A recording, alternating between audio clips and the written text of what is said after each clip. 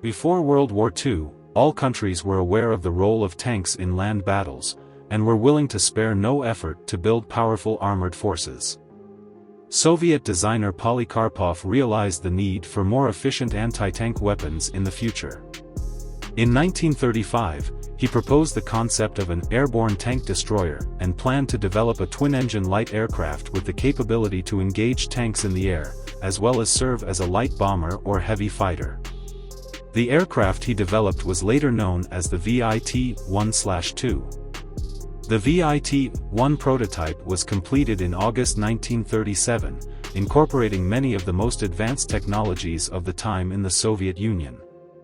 The aircraft had a low monoplane with a twin-tail configuration, a hard-shell fuselage, and metal skin, with retractable tail landing gear. The aircraft was powered by two Klimov M103 engines, each producing 960 horsepower, driving a set of three-blade propellers that allowed the aircraft to reach a maximum speed of 530 km per hour, which was impressive before the outbreak of World War II. The aircraft had a crew of 3, with a navigator and bombardier in the nose, featuring a large transparent structure for a spacious field of view, a pilot in the middle, and a radio operator and rear gunner at the back. The aircraft was well armed, with a 7.62 mm self-defense machine gun for the rear gunner, a 20 mm cannon operated by the navigator in the front of the fuselage, and two K-37 37 mm cannon mounted on each side of the wings near the wing roots. These cannons were primarily used to attack tanks or armored vehicles.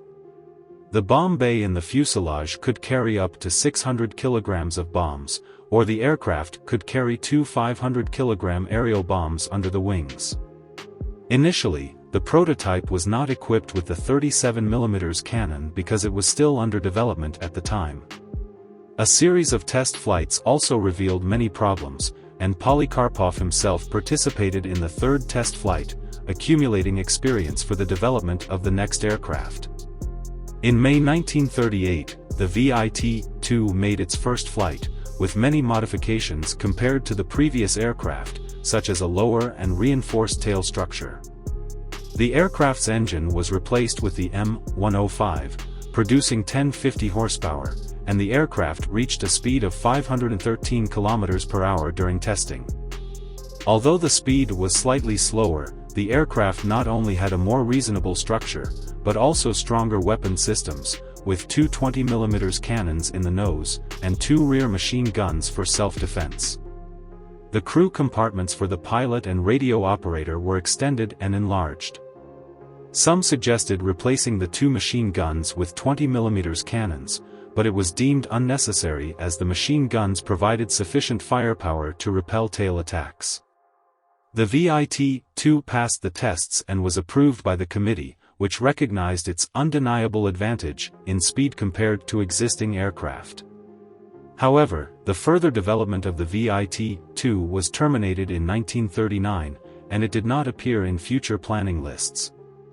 The reason for abandoning the VIT-2 may be related to its positioning. In the context of the time, the aircraft seemed to be neither a professional attack aircraft nor a professional bomber. Without combat or other experiential references, people naturally questioned this airborne tank destroyer. Of course, the actual combat of World War II proved that the concept of the airborne tank destroyer was completely correct, and the Soviet Army paid a heavy price for this in the early battles. The VIT-2 attack aircraft had an empty weight of about 4,000 kilograms, a maximum takeoff weight of about 6,300 kilograms, a length of 12.25 meters, a wingspan of 16.5 meters, a crew of 3, a maximum speed of 513 kilometers per hour, a service ceiling of 8,200 meters, and an operational range of 800 kilometers.